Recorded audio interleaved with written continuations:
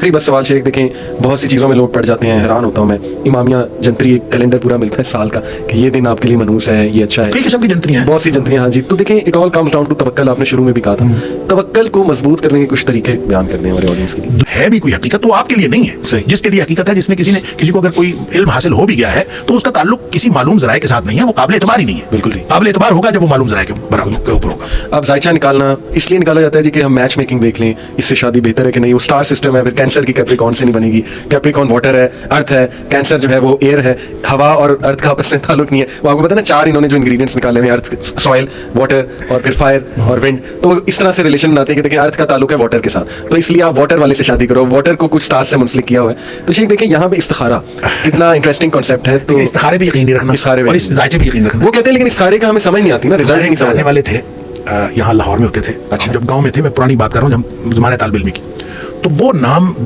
पूछ के ना तो उसका जायचा बनाते थे। सही। तो हमने बहुत सारे जायचे उनसे बनवाए, वो जो वाकिफ थे और मुफ्त जायचे बनाते थे। हम उनसे ना पैसे लेते थे ना कुछ, हम तो बस उनको नाम बताते थे, उनसे कहते थे ना जायचा बना दे। वो बेचारे पूरा एक ना 1.5-2 सफ़े का जायचा बना के उन्होंने भेज देना। ठीक। मैं आपको इंटरेस्टिंगली अपना बताता हूँ, उन्होंने मेरे जायचे में जो लिखा, अच्छा मेरे जायचे में जो लिखा, जिस हरफ के साथ उन्होंने कहा ना फलां फलां हुरूफ के साथ नाम शुरू हो ना जी, तो उसके साथ आपने शादी नहीं करनी। अच्छा, अल्लाह। तो फलां फलां हुरूफ से नाम शुरू, तो आपने उसके साथ आपकी शादी ठीक रहेगी। सही। तो जिन हुरूफ के साथ उन्होंने कहा था ना शादी नहीं करनी, जी हाँ। मेरी शादी उससे हुई माशाल्लाह माशाल्लाह, और अल्हम्दुलिल्लाह 33 साल हो गए, अल्लाह अकबर, माशाल्लाह, और अब तक तो ठीक चल रही है अल्हम्दुलिल्लाह अल्हम्दुलिल्लाह। तो वो जो जायचा था वो किधर गया? सही। मतलब आप देखिए ना, अगर आप उस ऐसे पर ही। यकीन कर ले ऐसे ही। और आप कहें कि जनाब वो जायचे ने हमें एक गाइडलाइन दे दी है, सही। और उस गाइडलाइन के मुताबिक, नहीं भाई गाइडलाइन वो नहीं है। गाइडलाइन जैसे आप बता रहे हैं इस्तिखारा है, आप इस्तिखारा करें। इस्तिखारे का मतलब ये भी नहीं होता, इस्तिखारे का ये जो मफहूम आपने कहा ना कि लोग कहते हैं हमें मालूम नहीं होता, मालूम नहीं। किसने कहा है मालूम होना जरूरी है? सही। इस्तिखारा का मतलब है अल्लाह से खैर तलब करना। सुभान अल्लाह। आपने काम करना है, आपने अल्लाह से खैर तलब की, या अल्लाह ये काम मेरे लिए बेहतर है तो हो जाए, तो इस्तिखारा का ये माना है। और या अल्लाह अगर ये काम मेरे लिए बेहतर नहीं है तो तू रुकावट डाल दे,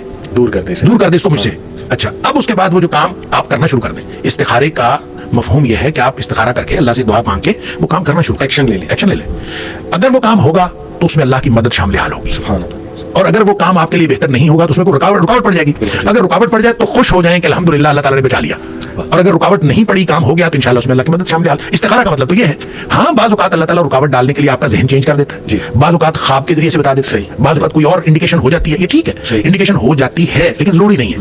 आप इस्तिखारा करें, लिहाजा इस्तिखारे के जरिए से पता होना, पता लग जाना, ये कोई जरूरी नहीं। आप इस्तिखारा करें और गो अहेड बस, और आगे चलें। बहुत सॉलिड तो कॉन्सेप्ट है। आखिरी चंद सवालात के, नहूसत का कॉन्सेप्ट यानी एक खास दिन को मनहूस समझना, एक खास डेट को मनहूस समझना, इसकी कोई शरीयत से भी दलील मिलती है कि कुछ दिन मनहूस होते हैं? बिल्कुल। अच्छा, मनहूस देखें, बहुत सारे दिन बरकत वाले दिन होते हैं। जुमे का दिन बरकत वाला दिन, सही। जुमे और जुमे की रात की दरमियानी रात बरकत वाली, फिर जुमे के दिन एक ऐसी घड़ी है, सही, जो बरकत वाली घड़ी है, उसमें दुआएं कबूल होती हैं। फिर नबी करीम सल्लल्लाहु अलैहि वसल्लम ने फरमाया हर रात में एक कबूलियत की घड़ी होती है। फिर जो रात का तीसरा पहर है, पिछला हिस्सा, उस अल्लाह ताला आसमानी दुनिया पे आ जाते हैं। ये मुबारक घड़ी है। अच्छा, ये मुबारक और मनहूस का ताल्लुक तो है। रमजान मुबारक महीना है, रमजान मुबारक है।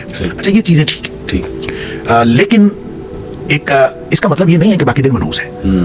अच्छा, दिनों के मनहूस या मुबारक होने की जो वजह होती है वो इंसानों के अमाल होते हैं। अल्लाह। ये घड़ियां मुबारक हैं उस शख्स के लिए जो अमल नेक करता है इन घड़ियों के अंदर। अच्छा, किसी चीज के रमजान मुबारक इसलिए है कि इसमें लोग बहुत ज्यादा नेकियां करते हैं, इसलिए मुबारक है। लिहाजा मुबारक और मनहूस का जो ताल्लुक है वो इंसान के अमाल के साथ है। मिसाल मैं इसकी देता हूँ कुरान से। कुरान ने उन दिनों को, जो दिन कौम आद पर अजाब आया, कुरान ने उसको अय्याम नाहिसात कहा है कि वो सारे मनहूस दिन थे जिन दिनों में कौम आद के ऊपर अजाब आया। सही। मनहूस दिनों में अजाब है। और उनके ऊपर पता है कब अजाब आया, कि कौन से दिन में अजाब आया? कुरान ने खुद बताया है, 7 लयालिन व 8 अय्यामिन हुसूमा, 7 रातें और 8 दिन मुसलसल। अब आप बताएं, 7 रातें और 8 दिन मुसलसल अजाब आया है। उसमें जुमा भी है, उसमें जुमरात भी है, उसमें बुध भी है, उसमें हफ्ता भी है, उसमें इतवार भी है, उसमें सारे दिन मनहूस हो गए। अल्लाह। इसलिए मनहूस हो गए कि उनके करतूत ऐसे थे, उनके करतूतों की वजह से उनके ऊपर अजाब आया, उनके लिए वो मनहूस हो गए। जो लोग नेक अमल करेंगे उनके लिए मुबारक है। इसलिए मुबारक, बरकत और नहुसत का कॉन्सेप्ट बिल्कुल शरीयत के अंदर है, लेकिन इसका ताल्लुक इंसान के अमल के साथ। इंसान जिन अमाल को अल्लाह ताला की तौहीद के लिए और अल्लाह ताला की बंदगी बजा लाने के लिए इस्तेमाल कर लेता है, वो मुबारक है। और जो इंसान के वो घड़ियां और वो औकात जो अल्लाह ताला की बंदगी के बगैर गुजर जाते हैं, वो मनहूस हैं। लिहाजा नहुसत पैदा करना या बरकत पैदा करना इंसान के अपने हाथ में है, और वो अमल के जरिए से है बरकत पैदा होती है, और अमल के जरिए से नहुसत। यानी आप देखें, लोग अपने अमाल को नहीं देखते और जादू पे डाल देते हैं कि जी जादू हो गया, या ये कि नजरे बंद हो गया। हालांकि हकीकत है, लेकिन हर चीज उस पर डाल देना, ये देखना ही ना कि घर का माहौल खराब शायद मेरे अमाल ने किया हुआ है। जादू हम खुद कर रहे होते हैं ना, जादूगर तो हम खुद होते हैं। ना नमाज पढ़नी, ना آپ نے پاکیزگی کا خیال رکھنا، نہ طہارت کا خیال رکھنا، اور نہ اپنے اللہ کا ذکر کرنا. 3 باتیں ہیں قرآن نے کہا ہے یہ زندگی کی کامیابی کا علاج، یا اس کو اصول علاج کہہ لیں. قد افلح من تزکى وذکر اسم ربہ فصلی. 3 باتیں ہیں: پاکیزگی، نماز اور اللہ کا ذکر. کیا بات. اگر یہ 3 چیزیں کر لیں گے تو آپ کامیاب ہیں، اور یہ شیطانی قوتیں آپ کو کوئی نقصان نہیں پہنچا سکتی. اور اگر آپ یہ تینوں چیزیں نہیں کرتے، دیکھیں آپ کا عقیدہ پاک ہونا چاہیے، آپ کا جسم پاک ہونا چاہیے، کپڑے پاک ہونے چاہیے، گھر پاک ہونا چاہیے، جس بستر پہ سوتے ہیں وہ پاک ہونا چاہیے، سارا ماحول آپ کا پاک ہونا چاہیے. اس کو پاک کر لیں، نماز کی پابندی کریں اور اللہ کا ذکر کریں. اور اللہ کے ذکر میں بھی صبح شام کے اذکار کے علاوہ جو موقع بموقع دعائیں ہیں، گھر سے نکلنے کی دعا، باہر سے نکلنے کی، باہر جانے کی دعا، مسجد داخل ہونے کی دعا، باہر نکلنے کی دعا، بیت الخلاء کی دعا، دودھ پینے کی دعا، کھانا کھانے کی دعا، یہ ساری دعائیں موقع بموقع بہترین ذکر ہے اللہ کا. اگر آپ ان سارے سب چیزوں کی پابندی کرنا شروع کر دیں اور نماز آپ پڑھتے ہیں، پاکیزگی کا آپ اہتمام کرتے ہیں، وضو آپ کا ٹھیک ہے، غسل آپ کا ٹھیک ہے، تو پھر اس کے بعد آپ کو پریشانی کس بات کی؟ اللہ نے گارنٹی دی قد افلح، وہ یقیناً کامیاب ہو گیا. تو وہ ہم کرتے نہیں ہیں. تو ناپاکی اور نماز ہم نے نہیں پڑھنی، ناپاکی میں ہم رہتے ہیں، اور ذکر اللہ کا ہم نے نہیں کرنا. تو شیطان تو ہم خود ہوتے ہیں اس وقت شیطان کو آنے کی ضرورت نہیں ہے. اور خود ہم نے نحوست کریٹ کی ہوتی ہے، نیگیٹیوٹی حاوی کی ہوتی ہے. گھر کے اندر 10 سال سے بڑا بچہ ایک بھی اگر بے نمازی ہے نا، اس کی نحوست سارے گھر میں پڑتی ہے. لہٰذا یہ ہو نہیں سکتا، وہ تھوڑی ہو سکتی ہے، زیادہ ہو سکتی ہے. تو وہ آپ نحوست خود پیدا کر رہے ہوتے ہیں. اور اس نحوست کو دیکھیں، 2 طرح کے لوگ ہیں جن کو شیاطین کچھ نہیں کہتے. ایک تو وہ جو شیاطین والے کام کر رہے ہیں، ان کو وہ کچھ نہیں کرتے، وہ کہتے ہیں یہ تو ہمارے نمائندے، تو وہ مزے سے زندگی گزار رہے ہیں. ایک وہ ہے جن کا تحفظ اور پروٹیکشن بہت مضبوط ہے، جو گیپ نہیں دیتے، جو ذکر کے اندر، نماز کے اندر، پاکیزگی کے اندر کسی چیز میں گیپ نہیں دیتے. وہ ان کو بھی شیاطین کچھ نہیں کہہ سکتے. بالکل. جو ہمارے جیسے ہیں نا، کسی وقت نماز پڑھ لی، کسی وقت چھوڑ دی، کسی وقت پاکیزگی کا خیال کر لیا، کسی وقت ریلیکس ہو گئے، یہ جو گیپ دینے والے ہیں ان کو بھی شیاطین تنگ کرتے ہیں. اور پھر وہ آپ اس کو نحوست کہیں، آپ جو مرضی کہیں، آپ کا اپنا کیا عمل ہوتا ہے.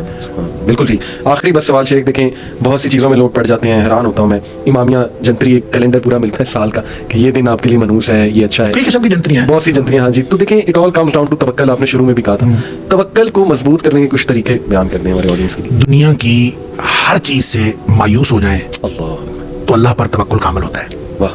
جب تک آپ کا دنیا کی کسی چیز پر بھروسہ رہتا ہے نا، تو اللہ پر توکل کامل نہیں ہو سکتا. جزوی بھروسہ ہوگا. صحیح. آپ کہتے ہیں کہ یار بس ایک تیرا سہارا ہے اور ایک اللہ کا سہارا ہے، تو چلیں آپ پہلے یہ والا سہارا استعمال کر لیں. پھر اللہ تعالیٰ کہتا ہے پھر آ جانا میرے پاس. تو آپ کیوں نہیں کہتے بس صرف اللہ کا سہارا ہے اور اللہ یہ اسباب ہے. جی جی. اور ایک ہی طریقہ ہے، سارے اسباب استعمال کریں، بھروسہ مسبب الاسباب پر رکھیں. یہ توکل کا طریقہ ہے. جب آپ اسباب استعمال کرتے ہوئے بھروسہ بھی اسباب پر کرتے ہیں نا، تو پھر اللہ کی مدد نہیں آتی. ان ینصرکم اللہ فلا غالب لکم، اگر اللہ کی مدد آ رہی ہو تو تمہارے اوپر کوئی غالب نہیں آ سکتا. وَإِن يَخْذُلْكُمْ، اگر اللہ تمہیں چھوڑ جائے، فَمَن ذَا الَّذِي يَنصُرُكُم مِّن بَعْدِهِ، پھر دنیا میں کوئی مددگار نہیں ہو سکتا. وَعَلَى اللَّهِ فَلْيَتَوَكَّلِ الْمُؤْمِنُونَ، مومنوں کا بھروسہ صرف اللہ پر ہونا چاہیے. دیکھیں یہ قرآن نے جہاں کہیں توکل کی بات کی ہے نا، وہاں پہ فَلْيَتَوَكَّلِ الْمُؤْمِنُونَ عَلَى اللَّهِ، یہ ہے فکرہ درست. صحیح. فَلْيَتَوَكَّلِ الْمُؤْمِنُونَ عَلَى اللَّهِ، یہ ہونا چاہیے کہ بس چاہیے کہ مومن بھروسہ کریں اللہ پر. صحیح. لیکن جہاں کہیں بات ہوئی ہے نا، وہاں اللہ تعالیٰ نے یہ اسلوب اختیار فرمایا ہے، وَعَلَى اللَّهِ فَلْيَتَوَكَّلِ الْمُؤْمِنُونَ. اسٹریس اس بات پر ہے اللہ ہی پر بھروسہ کرنا. ٹھیک ہے. اگر آپ جزوی بھروسہ کریں گے تو پھر اللہ اس کے نتائج بھی جزوی نکلیں گے. جب آپ کمپلیٹ بھروسہ کریں گے تو اس کے نتائج بھی کمپلیٹ نکلیں گے. لہٰذا دنیا والوں سے مایوس ہوتے جائیں ہوتے جائیں ہوتے جائیں. تو جب آپ دنیا والوں سے اور میٹیریل سورسز سے کمپلیٹلی مایوس ہو جائیں گے، اس وقت آپ کا مکمل بھروسہ ہوگا اللہ پر. کبھی نہ سوچیں کہ یہ میرے ارد گرد والے یہ مجھے کوئی نقصان یا فائدہ. دیکھیں اللہ تعالیٰ، اللہ کے رسول صلی اللہ علیہ وسلم نے حضرت ابن عباس رضی اللہ تعالیٰ کو عقیدہ سکھایا تھا. ابھی بچے تھے، عقیدہ سکھایا، 10 باتیں بتائیں. اس میں 2 باتیں یہ بتائیں کہ یہ یقین کر لو کہ اگر ساری دنیا اکٹھی ہو جائے تمہیں نقصان پہنچانے کے لیے، تو کوئی نقصان نہیں پہنچا سکتے جب تک اللہ نہ چاہے. بے شک. اور اگر ساری دنیا تیرا فائدہ کرنے کے لیے اکٹھی ہو جائے تو تجھے فائدہ نہیں دے سکتی جب تک اللہ نہ چاہے. بس یہ عقیدہ ہے. تو پھر توکل کیوں نہیں ہوتا اللہ پر؟ پھر توکل ہوتا ہے. لہٰذا جو عملی طریقہ ہے کہ سارے اللہ کے دیے ہوئے اسباب استعمال کرنے ہیں، جائز اسباب، جی تمام جائز اسباب استعمال کرنے ہیں، اور بھروسہ مسبب الاسباب پر رکھنا.